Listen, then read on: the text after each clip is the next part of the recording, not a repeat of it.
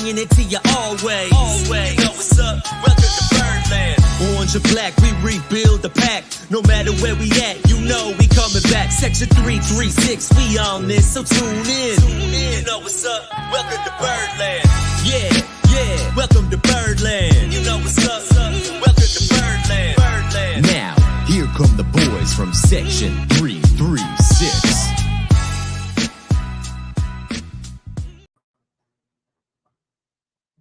Ladies and gentlemen, boys and girls, Baltimore sports fans of all ages, welcome to Section 336, Next Generation Baltimore Sports Talk. I am your enduring host, Matt Soroka. As always, I'm joined by the button lover, Josh Soroka. Hey, Matt. Yeah, you know what I did this morning? You're back home. I am back home, yes. So you can see I'm back in my office. Okay. So welcome back. This morning I had to, for my day job, I had to play with some sound effects. And in the process, I found a whole bunch of our old sound effects and a soundboard ready to go that we haven't used in years. I discovered, Josh, later for the show, a stat of the day, stat of the week, if you will. So can you prepare a button for my stat of the week later? Yeah. I know that. Oh, yeah. That's cool. Does that work? We just destroy your bit at the very beginning? Yeah. So when you hear that noise, you know I'm about to drop the stat of the day. I mean, I've got a lot more if you're looking for something else. No, I mean, you're called the button lover. So feel free to hit all those buttons. Yeah. I think half of them probably involve Bert sound effects. Yeah, so. Noises Bert made with his mouth. Yeah. Do you have a little JJ Hardy in there? Oh, I would. That was one of my favorites. Let me see. Yeah. They're not organized in any way. I just kind of found them here in a soundboard ready to go. All right. Some of them are real old, like this. You're just a ball bag, my friend. Hey, ball bag. How you doing? Oh, yeah, we used to take listener questions. Yeah.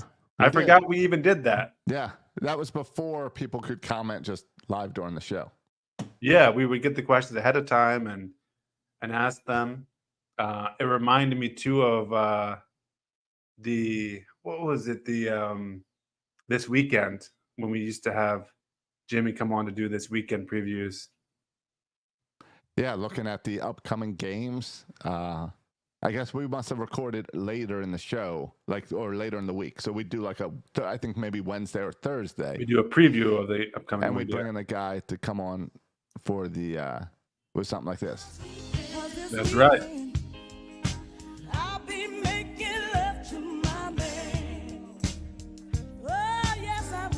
Listeners don't know now. We used to have a very segmented show. We would go segment to segment to segment, and then we would, And now, in our older age, we don't care anymore, and we don't do segments, and we just talk. To the point that we mentored all the other shows to build segments into their shows.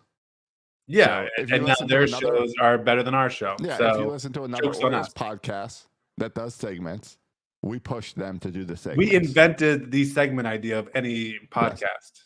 But then we've relaxed. I think I still like the idea that we bring back a segment or two.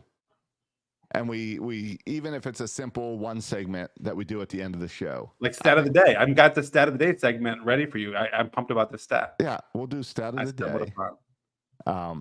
This is not going to be a recurrent segment, though, because I'm not going to hunt for stats, but I found this one stat. No, but we'll have stat of the day on occasion. Yeah. We could even have former Oriole of the day, which will always be this one button. I'm Jonah Heim, and you're listening to Section 336. World Series winner. Yeah. Can we do, usually we do obscure Orioles who are in Japan or not playing in the league anymore. Or we could do kind of former World Series winning former Orioles if we want to go that route too. I'm sure. Do you know where this song's going? No, I have no idea.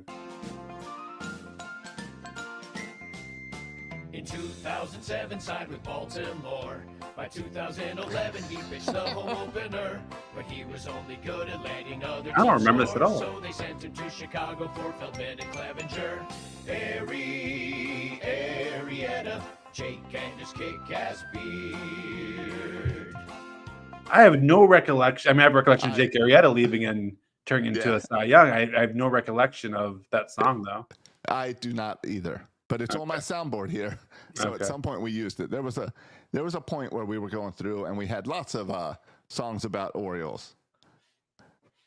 We had the guy on that would that wrote us a Section 336 theme song and lots of songs about Oriole players. And then suddenly the Orioles had no relevant players, so we had no more songs. Yeah. All right, Josh, we have some stuff to get to today. We're another week out of the trade deadline. We finally, thank goodness, wrapped up the month of July. Yes. We've been on the month of July. We didn't really talk at all about the performance on the field last week because we got so caught up in trades. And, I mean, breaking news last episode, Jackson Holly call up, and now we got Kobe Mayab. Yep. So a lot happening. We got the trade candidates or the trade acquisitions actually playing in games. And we got to see Holiday and Mayo playing games. It was a busy week. Yeah, hitting back to back. It's kind of fun. Yeah. Or striking out and hitting back to back, to be more accurate. We also have some of the most outrageous news of the season. But I want to start with let's start with the month of July. Josh, we're in August now. But this is normally when we get into football talk. Right. Which last year we did not, and thankfully this year we do not have to get into football talk yet. If you look at Orioles' record by month, March was 2-1. That's our best winning percentage, 6.67 of the season. That 2-1. April 17-9, May 17-9. Talk about consistency. June 17-12, still very consistent. July. June was the hard month. Yeah. June was the gauntlet. We said if we survive June, we're going to the World Series. And 17-12 is a phenomenal accomplishment for who we were playing. And then July 12-13, under 500. Yeah. It stings. 2-2 for August so far. Yeah, real bad July. Bad July. And the schedule was easier. It was supposed to be easier. You still got to, it's back to that. You got to play the games. Because things happen. People get hurt. Westberg's out. Broke his hand this week. That's something else we got to talk about. Oh, shoot. We haven't talked about that yet either. No. That happened and cleared the way for Mayo eventually. Yeah, it took a little bit. Yeah. I mean, we did not talk about Varva's experience with the Orioles this week. Yeah. Or Soto's. Or Soto's experience overall. Yeah. Or the backup catcher that we brought up, just in case McCann wasn't okay. Yeah. All right, so we'll get to some of that stuff. But big picture, Josh, after the month of July, under 500, we split with Cleveland, which feels like a win after losing the first two games. Feel pretty good now. Yes. This conversation might be a little bit different if we, went 1-3 or got swept. But how are we feeling now about the Orioles after going through this rough month and not playing great baseball? We've seen a lot of errors. We've seen a lot of bad pitching. We've seen a little bit of it all. We've seen a lot of the bats completely shut down. That's concerning. But that's what makes baseball great. It's 162 games. You're going to have your ups. You're going to have your downs. Cleveland, if we did not split with Cleveland, I would have felt still pretty bad. But I feel pretty good. We're going into Toronto and into Tampa. We have good luck there. We got the Nats. We got the Red Sox. The Red Sox are the ones that's the tough 4-game series that I have marked for this month is the Red Sox and the way they've been playing. Thankfully, that's in Baltimore. Then we got the Mets, the Astros, the Dodgers. Obviously, Dodgers are going to be tough. And Colorado. So I'm not too worried about this month, and I'm not worried at all about the season overall. At all? No, not really. I am happy with our pitching staff right now. I'm really enjoying Zach Eflin as an Oriole. So knowing that when we get into the postseason, I have Burns, Rodriguez, and Eflin, I feel confident with that. The only fear I have is the bats drying up, and we got to figure that out. Okay. I just want to say you've got major issues, Josh. We've been doing this podcast for a while. Yes. And your explanation, what you just said right there is one of the dumber things I've ever heard. Okay, What are you talking about? It's one of the most uninformed. You should go to Bird's Eye View where they have baseless opinion. All right, because that is baseless, uninformed take. What did you not like? What did you not like of my stat that I like? Oh, how about this, Josh? How about this? I'm happy with 3 pitchers. How about this, Josh? In the month of July, yes. In terms of, I don't know, what stat do we want to look at here? OPS is a good offensive stat. On base like plus, Bart would say, bucka bucka or wuzzle wazzle, something like that. No, it's not wuzzle wuzzle. OPS, on base plus slugging, a pretty decent offensive stat. Yeah. Where do you think we would rank in baseball just for the month of July where we struggled? I would think middle. I would think middle. 6. Number 6. All right. So it's not attacking me for not being positive enough. But Josh, where does the pitching? In that same month, we had an ERA of about 5. Yeah, I would think middle. 24th in all of baseball. Okay. The problem was and is never about hitting. But is it? It's not about hitting. The offense is not. Josh, we still are ranked, second or third in overall runs scored this year? No, but it's because first in home runs, first in OPS, and all the baseball. It's the hitting has not and will not be an issue with this team. No. It's inconsistent. The hitting is inconsistent. We will score 9 runs, then 10 runs, then 0, 0, 0, 2, 1. It's inconsistent. Okay. If you look, yeah, we won Sunday. We scored 9 runs. We scored 7 runs. 4 runs and 3 runs were the 2 losses.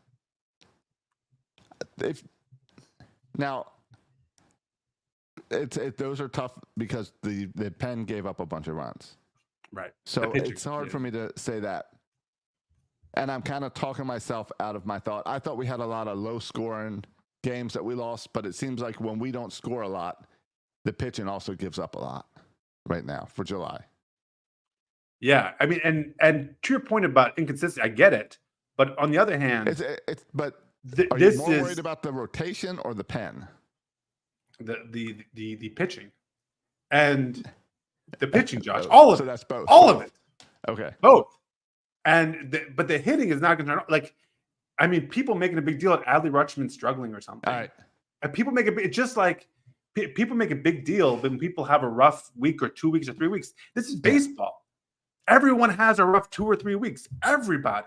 But the fact is, we have enough, and I know we have some young players, but we have enough players who have hit well enough for a long period of time. They've made adjustments. Yeah. I think we can say that Gunnar Henderson's going to be all right, that he's a good hitter. I think we can say that Colton Cowles is a good hitter. I think we can say that Adley Rutschman's a good hitter. Even if they have a bad week or two, for the season, we still have one of the best hitting teams in baseball. Even when they struggle in July, 6th in baseball. And that's a struggling team. What about the errors? Are you concerned about the errors? Yeah, the errors are weird. Because that's part of that. That goes hand in hand with the pitching. Yes, I agree. The fielding and the pitching concern me a lot more than the hitting. It's interesting that fielding was struggling, and then they called up Kobe Mayo, who's his biggest red flag has been fielding. Yes. But they wanted that offense, even though I don't think they really need the offense. But no, I think my concern has been and still lies with pitching. I mean, we still don't have a reliable closer. Correct. And I don't like Kimbrel in that 9-hole. I prefer Cano in that 9-hole, but I don't. Yeah, it would have been nice to get one at the trade deadline. We don't have any coming. What we've got is what we've got. Yeah, no, yeah, this is our team. And so, yeah, I like Kimbrel. I mean, I like Cano in the 8th, though. But, yeah, I don't know. I don't know who I would have close. If you put Cano in the 8th, who do you put in the 9th? Right, I know. Would you rather? Again, not Sir Anthony Dominguez. I don't trust him either. Certainly not this Gregory Soto character. Do you need a closer, or is it time to forget the closer and you put Cano in there for the bigger at bats? Yeah, it's the 8th inning, the 9th inning. Whoever's got the bigger matchups, that's when you bring Cano in. Yeah, I don't know. I mean, we've been talking about that. I feel like for years. Yeah, I mean, don't know makes sense. They don't do it. Like in the 8th inning, if you have their 3, 4, and 5 are coming up, then let Cano pitch their 3, 4, and 5s. And you think Cano would be amped up to be like, yeah, I'm going to take down the big guys. Yeah, I think he likes the moment. But do you need? Likes But the do you moment. think you also need to let Cano face the back of the lineup to help his stats be better and confidence build up? Yeah, I I think don't know if you're always facing the best guys. If you're the pitcher they bring in to pitch to Aaron Judge every time he's up, your confidence is going to go down. well, and I think there is a mentality here. Like people like to know their role, Correct. right? Yes. People like to know if they're eighth inning, ninth inning, and I mean the advantage to Kimbrel is he's done it and been successful, really successful for a long time. So you know he can do it. Right. I think Hyde has gotten a little bit silly with some of his usage, with too much and too long of a break, and I think that's fair. That the usage is a little silly. I Do you don't have a care problem about with him bringing guys in too early, like not letting the starter get out of the inning. Yeah. I mean, I have issues with how he kind of over relies on all the matchups, and now his bullpen between lefties and righties, and offensively between righties and lefties, is built for Hyde to platoon all the heck Yes. out of every game, I and that's fine. I believe that I've convinced myself that manager Hyde was not supposed to be the manager this year. That manager Hyde is the manager this year because he lucked into manager of the year last year. I couldn't fire him after manager. I really think looking back, Hyde might have been a placeholder manager as they prepared Brad Brock. You don't mean Brad Brock. I don't you mean say Brad stupid Brock. stuff all the time. I mean Brad Britton. Yeah, it's not Brad. It's Buck Britton. Okay. Oh, Buck Britton. Can't believe I'm doing this podcast with you. Can't believe I'm getting all the names wrong today. I really believe the way they've held everyone in AAA and then now bringing them up, and now you've got a. Where's Buck Britton's call up? I think the plan was Buck Britton would come up with these boys, but they don't want to mess with the service time. No, he's got no service time. But you're in this awkward spot that you can't fire manager of the year. Yeah. Hey, I want to make an argument here, though, Josh, that I think this month of July, which has been rough, is really good for the Orioles. And maybe it's because I've been reading this book. You hear this book everyone's talking about? I'm a little bit late for it. What is it? The Anxious Generation. No, I have not read The Anxious Generation. All right. Well, it was the hot book maybe 6 months ago. I'm a little behind on this. Okay. I'm just reading now. It's all about how our kids, are little snowflakes and they're soft and they spend a bunch of strawberries. Yeah, a bunch of strawberries. And one of the arguments he makes in there is this argument of anti-fragility, that they need experiences when they're young to get them to be a little bit tougher, and they need to face some adversity. They need to face hardship, because ultimately this will make them stronger, less fragile as they get older and better able to handle the complex road. Yeah. We've heard this, and we've had this conversation before about when guys are given everything and they're baseball players coming up and they're the best at everything their entire career. Like they never learned how to lose and how to adjust. Sure. And I think we see examples of this on a small player-to-player level that has shown great success. Grayson Rodriguez, right, last year struggled, sent down to AAA, called back up a lot better. Kurt Kerstad, similar, struggled in his first stint with the Orioles, called back up, much more successful. To a lesser extent, Stowers. Now we're seeing it kind of an extreme example with Jackson Holliday. Was terrible when he first caught up, had those struggles, called back up again, and is freaking every at bat is amazing. He crushes that ball when he makes contact. It doesn't matter. Fastball, curveball, it seems to be able to handle. And the only time he gets out is when umpires, blow the call. Oh, his strike zone is so wide.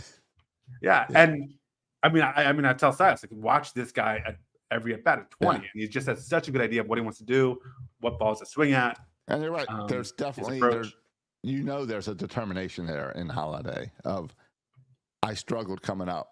I gotta earn that back, and I gotta prove that I deserve to be up there. Yeah, and that struggling was good for him. And the next time he has kind of a little bit of slump, he can draw on this experience and grow from it. Gunnar Henderson talks about a similar stuff about working out of a slump last year, and I think that's a microcosm for the Orioles team in July. I want my team to experience some struggles. I don't want them to experience enough struggles to lose the AL East, but this has been the perfect situation, Josh, where they have struggled, which I think is good for them in the long term. They'll learn from these struggles and be better for it. And the Yankees stink. They can't win enough, so we didn't lose the AL East, and so we're still sitting tied in first place. While also we had this opportunity to face some hardships, face some adversity, face some challenges, which I think is good for any baseball team to go through, as long as you can come out the other side. And I think we've done that, and I think we're going to have a really good month of August. I hope our bullpen can hang in there.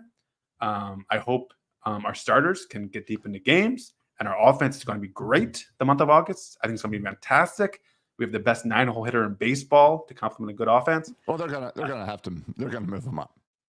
Yeah. Oh, yeah. He's not going to be the 9-hole. Probably not even this week. I agree. But I think, hey, props to Hyde too for messing with the lineup, bringing Cowser to lead off, moving Adley Rutschman down, Santander up. Like I think that was good tweaking of the lineup by Hyde. Actually, I like that a lot. And so I think all those struggles are better for us in the long term. So I'm happy. I'm happy we had a losing record in July. I'm happy we struggled. Because, again, I don't care about our record in July. I care about our record in October. And I think some of this adversity can help serve us in the long run. Yeah, and you're right. To have that adversity, to struggle in July, and still come out of July in first place is huge. And it's now, let's go into August. Let's take it back, and let's get out of this thing. Josh, so what are your thoughts on, we have an identical record, 67-46. Yes. To the New York Yankees. However, if I go to fangraphs.com, they say that the Yankees have a 59% chance of winning the division. I'm sorry. Yeah, of winning the division. And we have a 40% chance of winning the division. What say you? Why do they have it's 19% higher chance? Because it's when we have the same record. It's Yankee bias. Even by fangraphs.com, who rely on numbers and zips projections and steamer, whatever. They don't rely on just numbers. They rely on numbers, and there's always a little lean on the lever. There's always a little weighted, they're the New York Yankees. Oh, you think that's part of the calculation? Yes. One of the things in there is Yankees. Yes. Is it the Yankees? How many wins is being a Yankee worth? Well, it just leans on the scale a little bit. Leans on the scale. I gotcha. All right. No, I don't. You think we're going to win the AL East? I think the Yankees have struggled. Well, clearly, look at the records. They're tied. The Yankees have struggled just as much as the Orioles this season. The difference is the Orioles have done it in clumps at the same time as the Yankees. Because the Orioles' struggles have happened while they're in first place, but the Yankees struggled at the exact same time, so they never lost first place. I think for Saturday afternoon, we were in second place from the time their game ended to our game ended. For like 4 or 5 hours, we were in second place. Other than that, we've been ahead of them. So I'm not concerned. I'm sure, you know what that lean in is? It is probably a strength of schedule lean that gives the Yankees that extra 20%. But that's a huge percent to give for strength of schedule. I don't have the Yankees schedule in front of myself, but the Orioles schedule is not impossible for the next 2 months. I don't think there's a big difference in strength in schedule. Strength of schedule. No, I don't know. Then it's got to be Yankee bias. Yeah, I mean, even if you look at the trade deadline now, I think the Yankees added Mark Leiter, De Los Santos for the bullpen, and I think of course, Jazz Chisholm Jr. So they made some additions, but not crazy additions. They didn't, I think, significantly upgrade their roster. I think they did about as much as the Orioles did. Right. So I don't think the advantage there is Yankees because of what they did in the trade deadline. I don't think so. Yeah. I don't either. Yeah. I mean, I guess their bullpen's probably better than ours. Where we've had a better offensive, they probably have better pitching. But I don't have a great answer for you on why that would make them 19% or higher than us. Yeah. I mean, it's all projecting what they're going to do for the rest of the season. And yeah, I mean, but it's been true all season, right? Like this is not a new development. Every time we've been really close in record, they've had a much higher playoff chance. So that the whatever the system has liked the Yankees all year.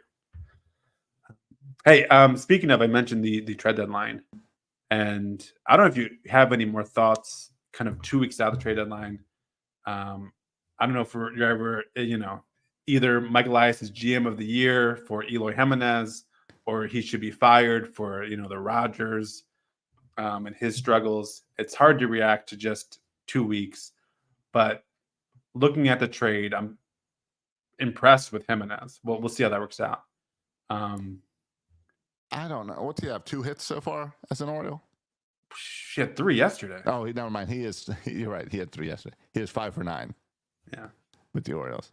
But he is just a straight DH. You're not going to put him out in the field. He's a platoon DH. He's a platoon big. Yeah. Though he played against a righty, he got 3 hits. Yeah, yesterday. Yeah. So, but I have 2 thoughts I just want to bring up about the trade deadline. One is I'm still mad, and I mentioned this last week. I'm still mad that we couldn't get a better closer, that we couldn't upgrade there. And I think, I don't think there were. I think there was 2 closers traded. The Angels traded their closer, and Tanner Scott. Yeah, it was kind of it. I think part of this was just a lack of. Well, why was Mason Miller not traded? Injured. Because he's injured. Is he out for a year? He's out for a while. Oh, okay. Then I missed that. Yeah. Yeah, I know it would have been interesting if Mason Miller was available, though he would have been really expensive. There was, Josh, are you aware of this? There was not a single top 100 prospect traded at the deadline. Really? Yeah.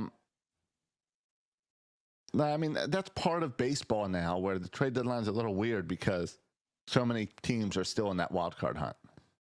Yeah, there weren't a lot of sellers. Like our big trades were with the Phillies. Yeah. And the Phillies are in the hunt as much as we are. Yeah.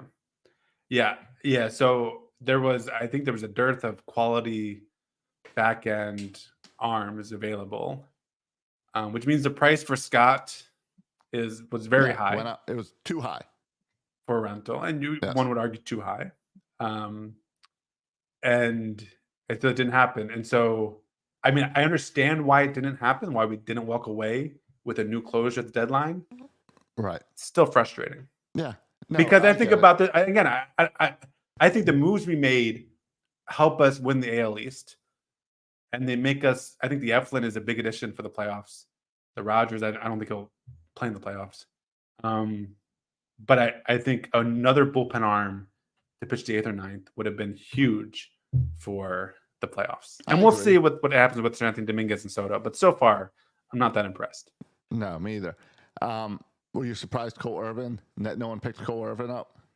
Yeah, I think that's good. I think that's great for us. Yeah, I was surprised. Goodness knows we could use the depth that no one wanted him because he started the season real strong. So hopefully he can get back to that down at AAA and come out and help our pen. Yeah, and he's in a little weird situation where I think the Orioles, just because the situations, he was kind of yo-yoed a bit, right? From bullpen to starts. It's hard. I feel like it's hard to get in that consistent routine when you're not getting a consistent role with the team.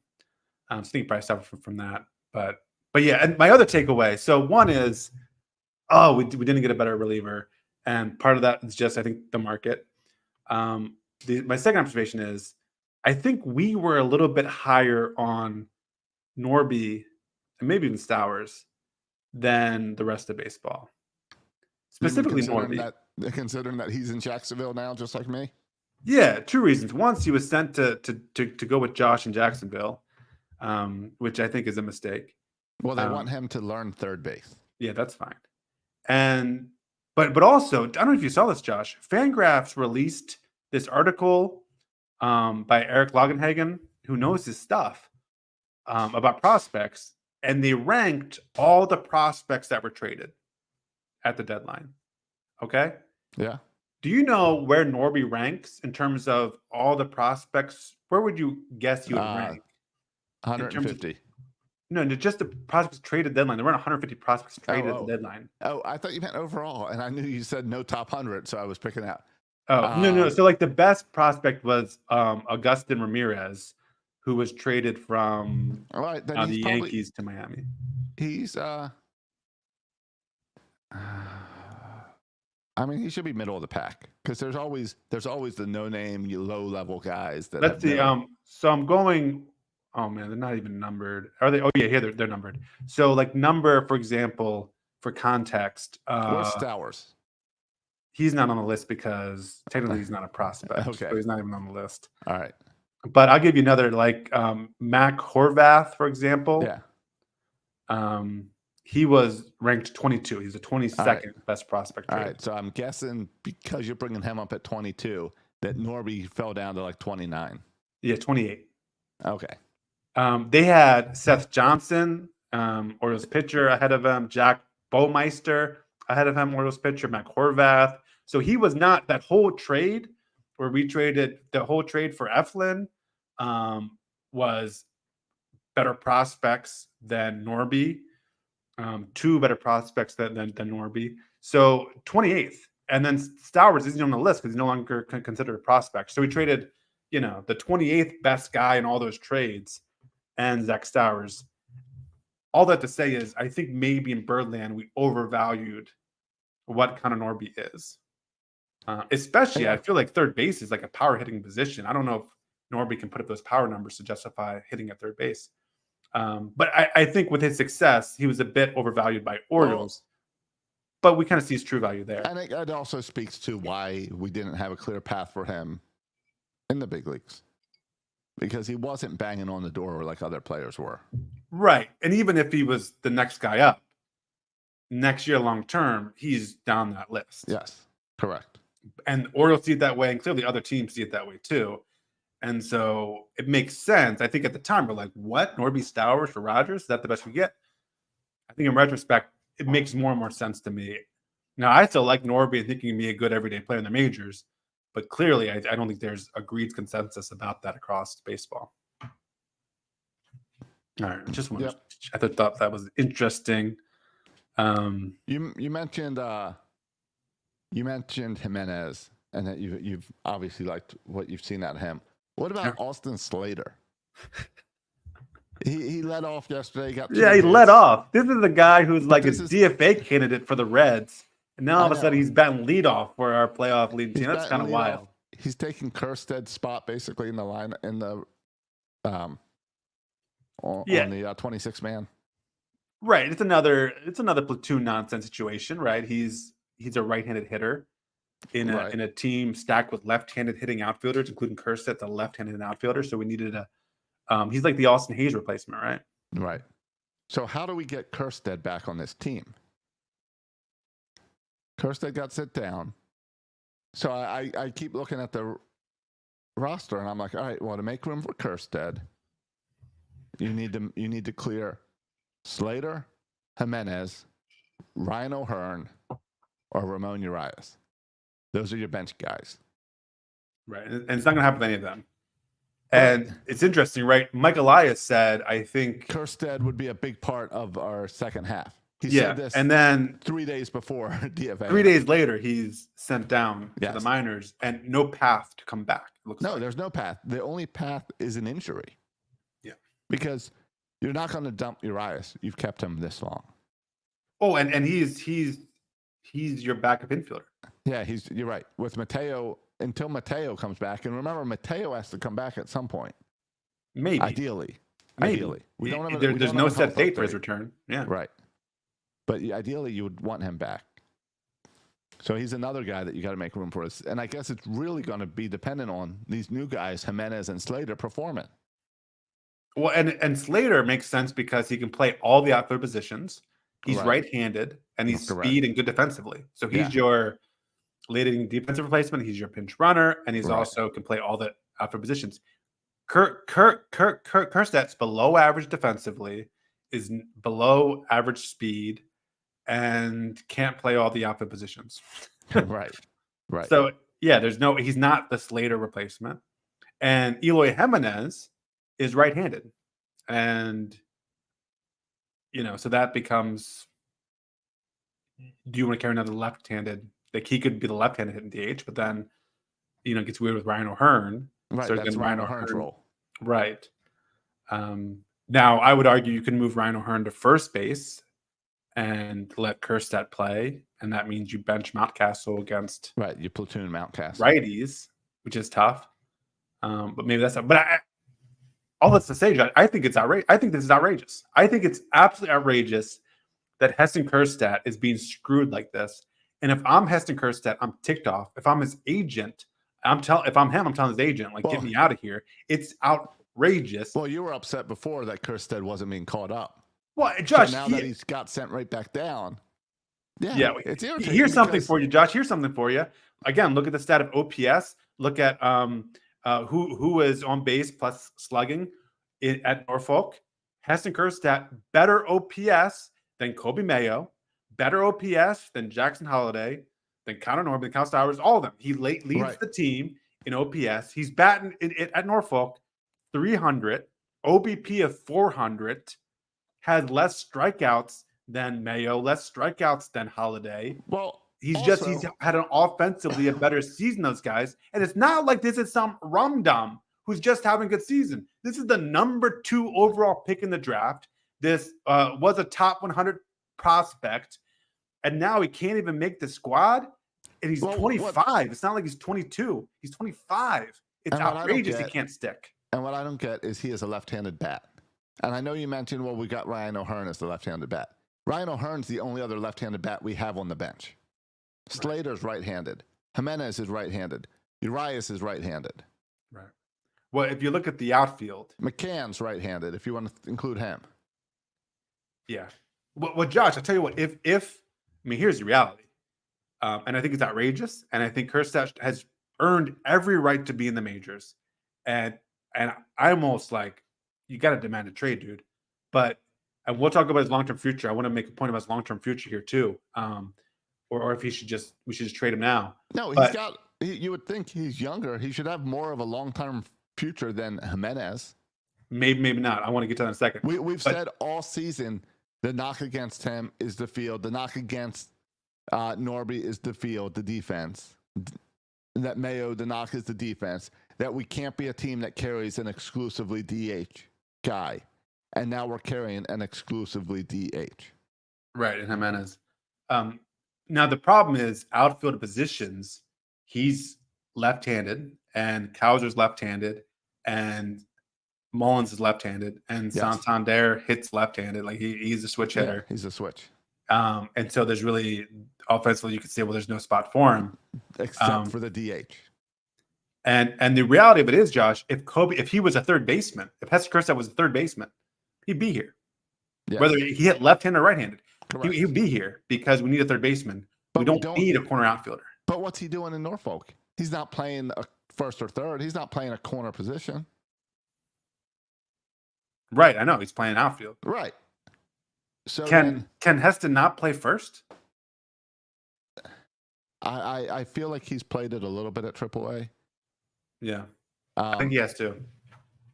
I assume the idea is that Kerstedt, you want him next year when you see maybe Mullins have another drop off. Maybe you're moving on from Mullins, you're moving Kauser to second center, and now you can. I mean, I think this. I mean, it could be. I don't foresee Cal. Yeah, I think the question is, this is the final year of Santander's contract. Correct. I think the big question is Santander's having a career freaking year. He's gonna make some money. Yes. I mean, this is Joe Flacco territory. He just needs to go and win the World Series MVP and then cash in Joe Flacco style. I mean, he has made himself a ton of money this year. You know what they said about Joe Flacco? What they say about Joe Flacco? I think Joe Flacco is actually a very elite quarterback. He won a Super Bowl. He did it really to a certain extent with that great arm of his. I would say absolutely he is an elite quarterback. But is Santander an elite outfielder, Josh? This season, he's having an unbelievable year. The month of June alone was elite. Yeah. And he's kept it up through July. Yeah. Yeah, I can't complain. Yeah, like home run like every nine at bats now. So, but do we give him that money? Right. This is going to be the question. If Santander is extended, and you can make an argument that he's had a great year, deserves extension, we have the money now, let's do it. I think it kind of permanently blocks Kauser. I mean, I'm sorry, Kerstedt. because even if Mullins is not the long-term solution at center field, I think he is for next year. And I don't know how they feel about Cowser going there, and I don't know how confident you feel about Santander, Cowser, and Kerstedt with that big old left field at Camden Yards. I don't know how confident they feel about that. Yeah, And I don't like Kerstedt. I mean, in if field. I know Santander they've had him play it a little bit, right, if Santander isn't here, Kerstedt slides easily into right field, and there's Correct. your answer. He becomes your everyday right fielder, and maybe that's a long-term plan. But with the year Santander is having, maybe that changes the equation a little bit because Santander's been so freaking good. So, but does giving Santander a huge contract make it tough to then extend Gunnar and Adley down the road? yeah, I mean, it depends. I mean, if you do like, first of all, I don't think money is an object for Rubenstein. That's what I've been True. told. But also, All if you do like a 3 or 4 year deal for Santander, then I think you can also do it for Gunnar. And listen, I don't know. It's hard to envision a world where you can extend because they're all going to come up around the same time, Correct. right? Rutschman, Rodriguez, Gunnar, Holiday. They're all going to come up within a year or two. Yes. I don't think you'll extend all of them. No. Well, that's why you got Basalo sitting down there. Unfortunately, when you look at our minors. Well, we can have this conversation in 5 years. Yeah. Correct. Yeah. Um, I think no. a lot can happen between now and then. The only extension I want locked in now is Corbin Burns. I do not want to see Corbin Burns leave. I would spend all my money on keeping Corbin Burns here as that foundation of the rotation. He made a quote before his start the other day saying he's that Baltimore's been good to him. That's good. Let's be better. Let's roll out the Brinks truck. Let's get I guess it'd be T. Rowe Price trucks. Let's get T. Rowe Price down there. Let's plan on, I'm sure they've got those financial experts at T. Rowe Price that do like life savings and retirement planning. Let's work it out and plan with him on how to retire as an Oriole. Yeah. Switching gears a little bit, and I completely agree with you, but Jordan Westberg's injury. Yeah, we touched on this a little bit. How it sucks. It sucks for him because he's having such a great year. He's exceeded all expectations. How big of a deal is this kind of broken hand thing for the Orioles? I think Westberg was really becoming a solid bat on this lineup. I think he was becoming a huge part of this team. What it does now is buy more life for Ramon Urias. He's staying. He's staying, and his last 2 weeks must have been hilarious. Feeling like he's up and down, going to get cut. Oh wait, no, we didn't make a trade. Oh, we trade Norby, make some room. He can relax. So the fact that he stuck around, now we need him. He's going to be on that bench with Mateo hurt and Westberg hurt, and it sucks because I really enjoy watching Westberg play, and I know the relationship between Westberg and Gunnar and Adley and Cowser, like they want to win this thing all together. And to have one guy on the bench hurt, it reminds me of when Matt Wieters got hurt when we were making a playoff push. Yeah. Yeah, I mean, we've had a bad history. Nick Markakis, a bad history of injuries right before playoffs. Now, the hope is, I think, that he can still come back for the postseason. And I think that'd be a great addition. Yes. Yeah, I think our offense is so good. It doesn't suffer a lot. Kobe Mayo struggled so far. And Jordan Westberg, he just seems like such a polished, at 25, just such a polished offensive player and such a great year. So I think it is a blow. But I think because our offense is good, it hurts less than, let's say, a Kyle Bradish, which was, I think, a devastating injury that we don't talk enough about. Right. No, Westberg has been solid, but he's just been in the shadow of Gunnar and Adley his entire career. Right. Yeah, as far as wasn't as highly ranked prospect, wasn't drafted as high as those guys. Yeah. But you're right. When you go back and look at the injuries that screwed us this year, Westberg's pretty minor. You're going to talk about Bradish and Means as being the big ones. Yeah, to me, Bradish and maybe Batista, even though it was an injury of last year. Yeah, having that guy hurt all year when you desperately need a closer that you can rely on. Oh yeah, huge. I mean, if you put Batista on this team right now, I feel like we're World Series favorites. I feel like we're that that shift for Yankees in the playoff odds, it shifts right to the Orioles with Bautista. Yes, I agree. Yeah, so And that's what's exciting about next year. But I sure would like to win it this year and go and defend it next year. Yeah. No, I agree. And I think this. I wonder. I'm also curious about Kobe Mayo, and I'm glad he got caught up, even though his numbers aren't as good as Kerstedt's, because his numbers were great. And I think we're going to see the same thing, right, with Holiday, with Holiday. I think Mayo will struggle. We'll give him 3 weeks, and then he gets sent down. And If then he continues to struggle, yeah, he'll get and sent then he gets down. caught back up. I think that's I'm calling it right now. He'll struggle for a few weeks, then he'll get sent down. Well, but remember, there's only 3-4 weeks left of AAA ball. Oh, did that season end sooner? I believe they end at the end of August. Okay. Well, yeah, and then you have September call-ups, Right. which I assume Kerstedt will be there for September call-ups. I assume he's the guy. If he can stay down there, if they don't call him up before then, I assume he's your September call-up guy. But hey, how about we take a break? How about we take a break right here? Okay, and after the break, I'm going to do my stat, my stat of the day. And I want to hear about your trip to Miami as well. Oh yeah, sure.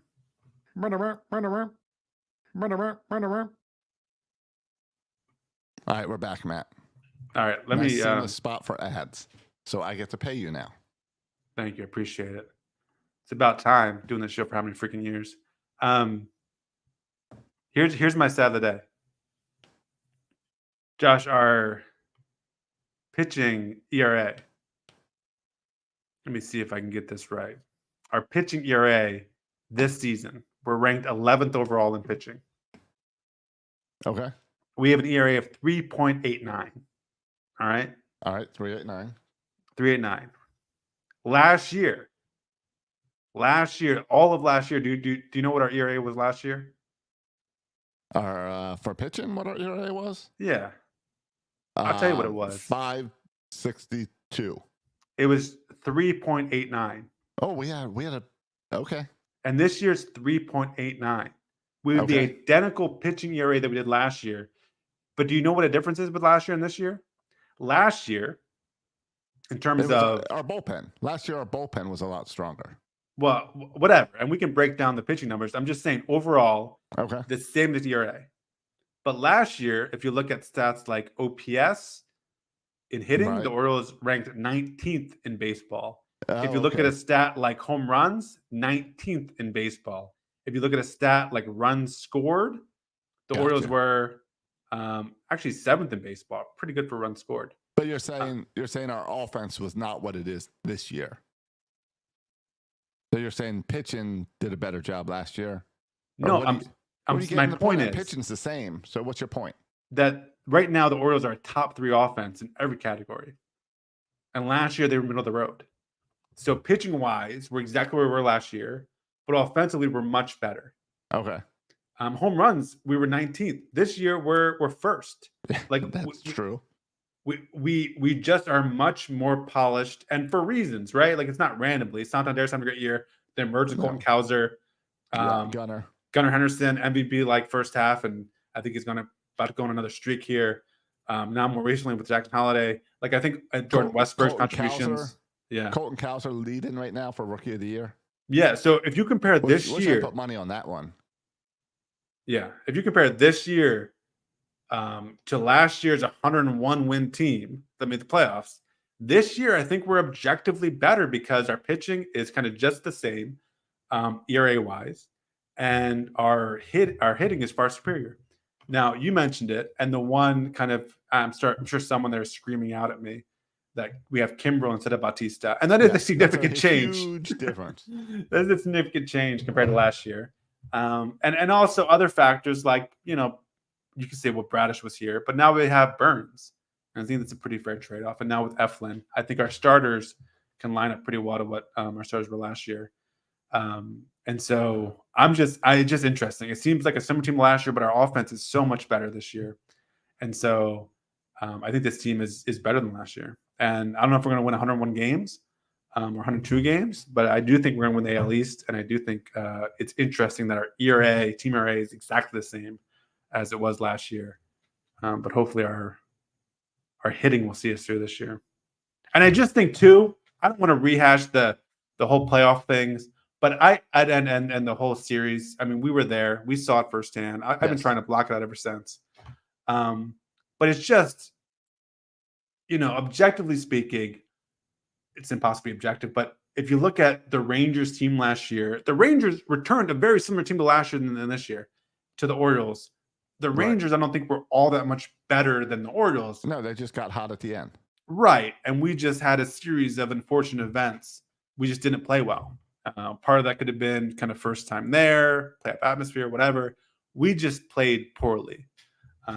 This year, I just feel like we're in position to not just get in the playoffs, but to do some damage. The way our offense is set up, the way we have such balance. Now with the emergence of Jackson Holiday, I mean, there's just no weakness in this lineup. And I think we have just a really strong roster in terms of righty lefties too. My biggest concern is still that bullpen, but I just think we're set up to hopefully have 4-run leads going into the 7th and 8th and 9th in the playoffs. Yeah. No, and we definitely this team is different, as in this team, you feel like these bats are never out of it. It could be the bottom of the 9th down by 4, and you're still hopeful going into the inning. You look at the guys who are coming up, and you're like, all right, those guys can get on base. We can knock one out. You trust these guys to win games. Well, it was interesting because I remember at the beginning of the season, we were talking about how the Orioles were dominating in all these offensive categories, except there was one offensive category where they were bottom of the league and they were kind of struggling. And we're like, well, that's kind of weird. And that was with walks. Like we were crushing everybody, in all the kind of offensive categories, except for walks, we were dead last. But if you've been watching games recently, we're walking like crazy. I just looked it up. Over the last 15 games or 15 days, 14 games, we have 60 walks. That's first in baseball. Yeah, so we're just walking a lot more. We're being more patient. And it makes sense when you look at the approach of Jackson Holiday, which, have you noticed, he's got the same angry throwaway walk response as Gunnar Henderson. Yes. He's like a little mini Gunnar Henderson. Yeah. That's cool. And Kobe Mayo started his career with a walk as well. Yeah. It was nice to see that patience, get to a full count and pull the walk out of it. Yeah. And Jackson Holiday should have a couple more walks if umps were fair and not biased. And so this team has just a much more patient approach. Again, I would argue anti-fragility, going through all those hardships of not walking and not getting good hitters counts, all that has served them well in the long run. Yep. And now we just seem like a really patient. And so the thing that was our weakness at the beginning of the season, not enough walks, we're doing really well at that. So I just think this is a team that's still offensively still getting better. And yeah, I'm excited for the month of August. Agreed. All right, real quick. I know we're running out of time here. Miami was awesome. So we got a hotel down there within walking distance. I used from walking distance loosely. It was a good walk. It was like a 30-minute walk in the Miami. Okay. See, there's a hotel I stayed at in Tampa that was literally walking distance, like a 5-minute walk. Okay. And it was wonderful. Yeah. This is 30 minutes through a semi-shady area that I probably shouldn't have taken status through at night, but whatever. It was like a 30-minute walk. But I like walking in the cities too, so it's kind of cool to walk in the city. And Miami, I tell you what, I'm not a huge fan of Tampa Stadium. I'm a big fan of the indoor Miami Stadium. Are you? Yeah, the 70 degrees after walking 30 minutes and then the sun. My wife came to a game. The first time I think she had a positive experience at a baseball game in her life. It's just because she didn't have to deal with the hotness of a summer day. I like the indoors, and it didn't feel like Tampa feels so cramped, whereas this did not feel as cramped. Well, that's kind of like what I liked about Toronto. Every game I was there, the dome was open, but it still didn't feel like I was in an enclosed building, even though it was a dome. Yeah. And everything is like unlike Tampa. Have you ever been to Tropicana Field? Yeah, I've been to Tampa many times. You've been to many Tropicana Field baseball games. I've been to 5. Okay. It's not. You go through the tunnel and then there's these. Tropicana Field, you realize, is like 4 hours from me. Okay, fine. Like I'm still debating about going this weekend. Okay, it's fine. Driving distance. But It's all kind of, it feels enclosed. You got to go to the tunnel, and then the concessions are in the out. You can't even see the field when you're doing concessions. They've cleaned that up a little bit in the Have outfield. they? Yeah, Okay. they got rid of seats and put concessions where seats were. Okay. Well, that's how Miami is. It's all very open. Right. I believe you were describing Camden Yards. Yeah, well, Camden Yards like that too. You can't see anything. Yeah, Camden Yards like that too. I always think of the opposite. As I remember, back when they went to the Guardians game, and that was my first experience, I feel like, at a major league stadium where it was all open and you could go to concessions and still watch the game while you're waiting for a hot dog. And I hate the Nats Park, but they have that as well. Okay, yeah, you're right. They have that as well. And so I like that it's kind of open. The bobblehead museum, very underwhelming. I think you could put it, and it's not a museum, it's a display. You could put a better bobblehead display up there. Well, I heard on the broadcast there were not many Oriole bobbleheads there, but it was a mixture. So it looked like to me, like if the Orioles did a bobblehead display like that, they could fill that thing up with just Oriole bobbleheads. Yeah, absolutely. And there was one cool one that had, who was it? Oh, I'm going to scroll through my pictures and find it. That had kind of Earl Weaver and someone else on there. Maybe, I think it was Earl Weaver and Jim Palmer. Yeah, I've got it right here on my shelf. Oh, you have that one? Yeah, you want to see it? That's the one I took a picture of. I was like, oh, Josh doesn't have this one. Josh should get this. Hold on. This I'll grab dual bobblehead.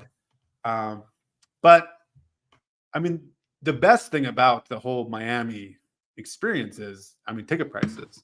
I bought tickets for my family, and we were there with friends of ours. And so I got, I think it was 8 tickets.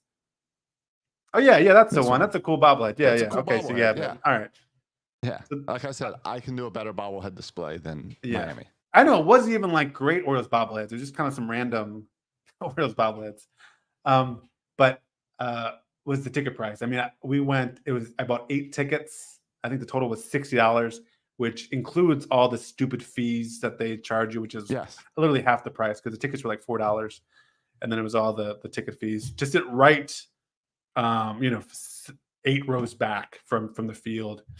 So the tickets were insanely cheap, which is great. I found a secret concession stand that had cheap food.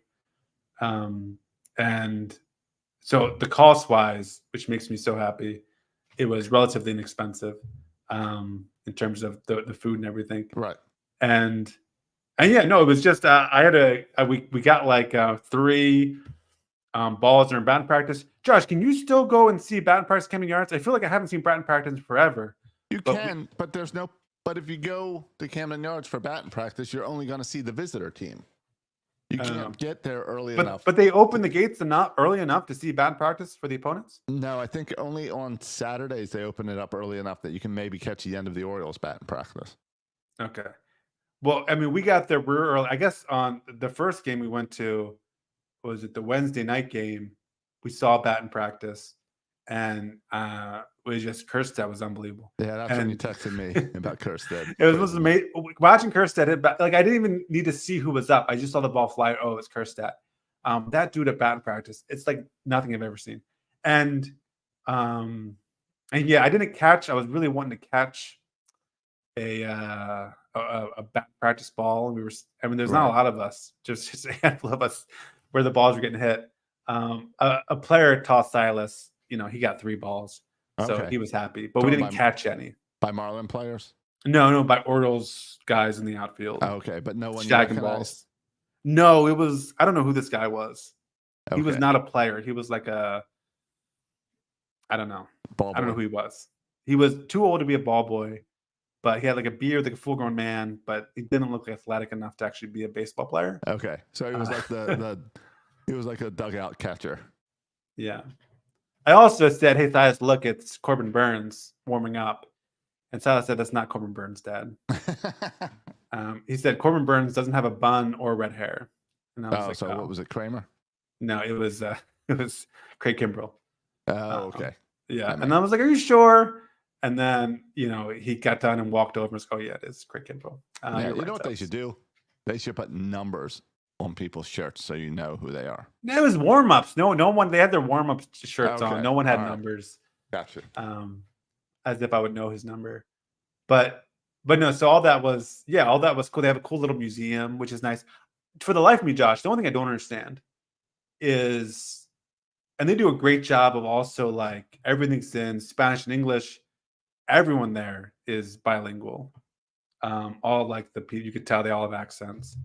Not that an accent means you're bilingual, but you can just hear like everywhere you go, there's conversations happening in English and Spanish everywhere you go. Correct. It's Miami. Yeah, they do a great job promoting that. What I don't understand is, and we know that baseball is such a influence in Latin America. Right. We know the closeness of Cuba. I don't, for the life of me, understand why why there aren't more fans in the stands. It seems like a perfect baseball town with that Latin American influence.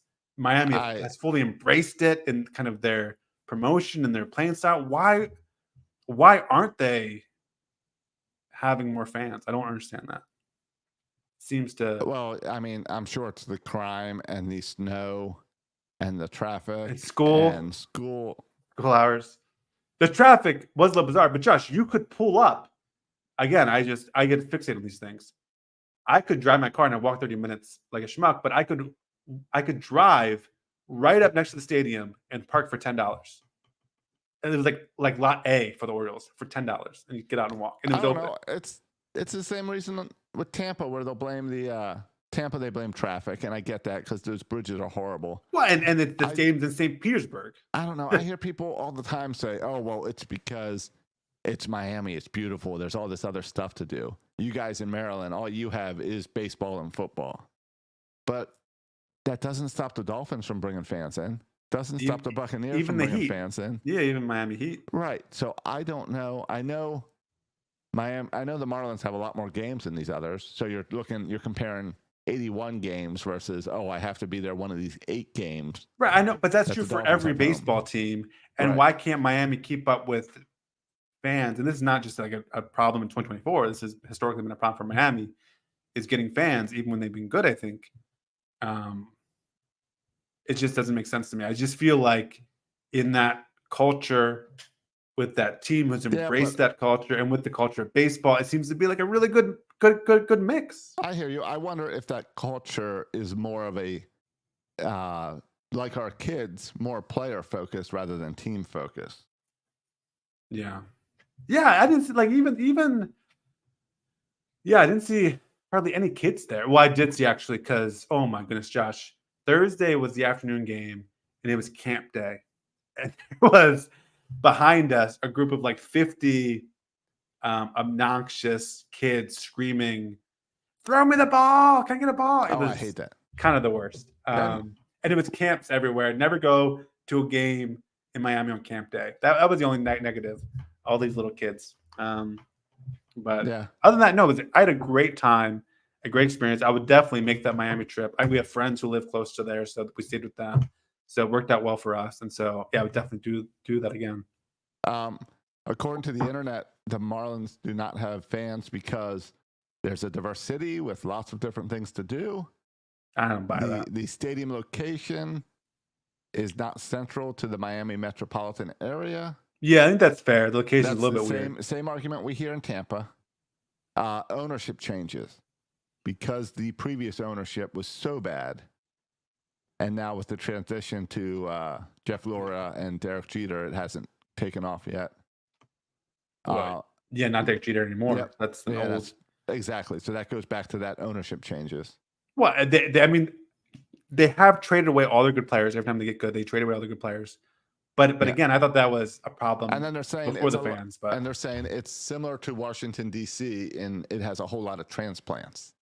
And not a lot of whole people. So people come in. But D.C. has good attendance. Yeah, no, they don't. Yes, they do, Josh. Do they still have it this year? All right, yes, even a stinky team, they have good attendance. All right, well, the number one reason the Marlins don't have attendance is they suck. Yeah, I agree. It goes back to what we said for the Orioles for years. If you win, the people will come.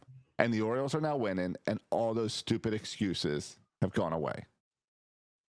Yeah. I just feel like I don't know.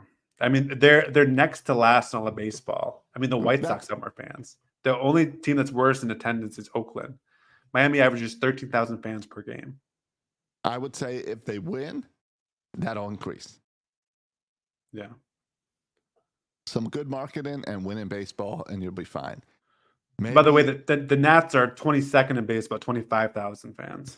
maybe if you stick that stupid statue back out in center field, people will come back to see that.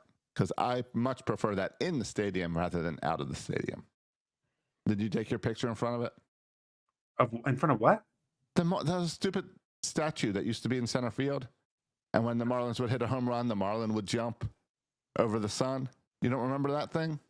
Oh, yeah, I remember that thing. I forgot that thing was. Yeah, apparently it's stationed like outside the stadium now. Oh, I didn't notice it. They do have a kind of cool, like you go in through one gate, and then they have this cool kind of courtyard area. And I guess they do concerts and stuff because there was a stage set up, but there was nothing going on. We were there. Right. And then you have to get in the stadium from there. Okay. No, I think it's winning. I think winning baseball is what you need. All right. We just said, by the way, a quick attendance check. The Orioles' attendance this year, 28,197 per game so far this year. The biggest growth in baseball as far as percentage of number of people that you did not have last year that you had this year. Right, because last year was 23,000. And so I think that number will just go up. And by the way, before that, it was 17,000. So we've been on a straight trajectory up in terms of attendance. Right. So don't worry if left field's not full. We're going in the right direction with attendance. Yeah, because we're winning. And I think the playoff games will be well attended. I'm sure they will be sold out.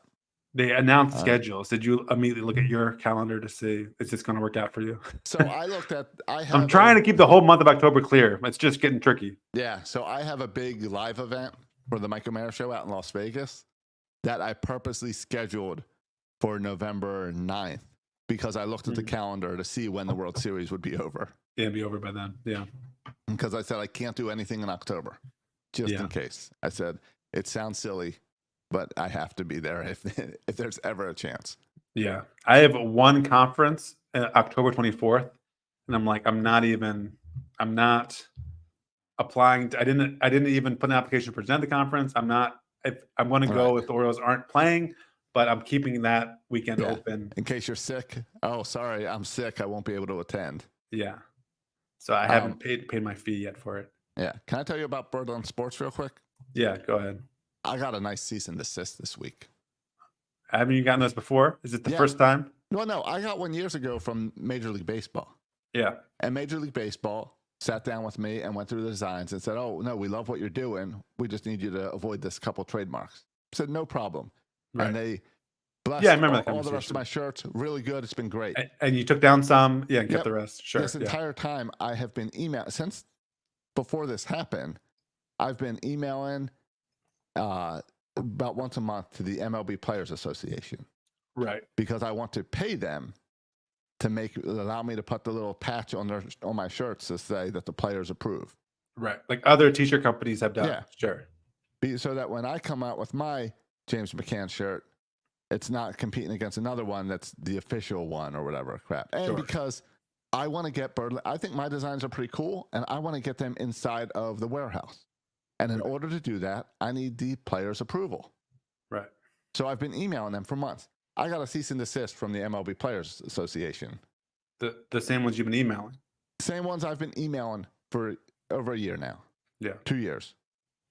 Emailing them constantly. No response. I get one from their lawyers saying to take down the James McCann shirt. And all I can think is that a competitor turned me in. Yeah. Because it's been going, and we both put out McCann shirts immediately.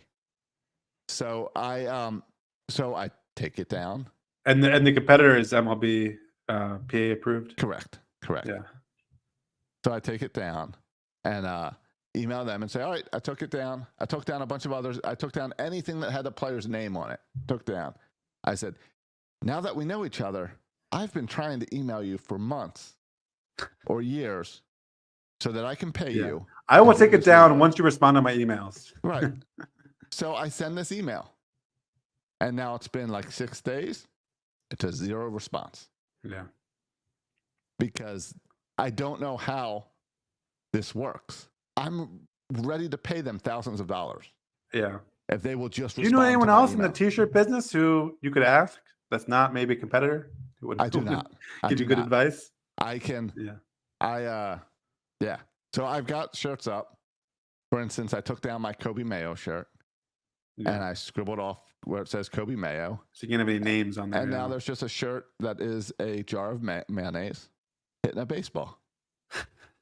And I took down can guess who that might be. Yeah. Right. I took down the James McCann shirt, and now I just have a shirt that has a catcher with a bloody nose.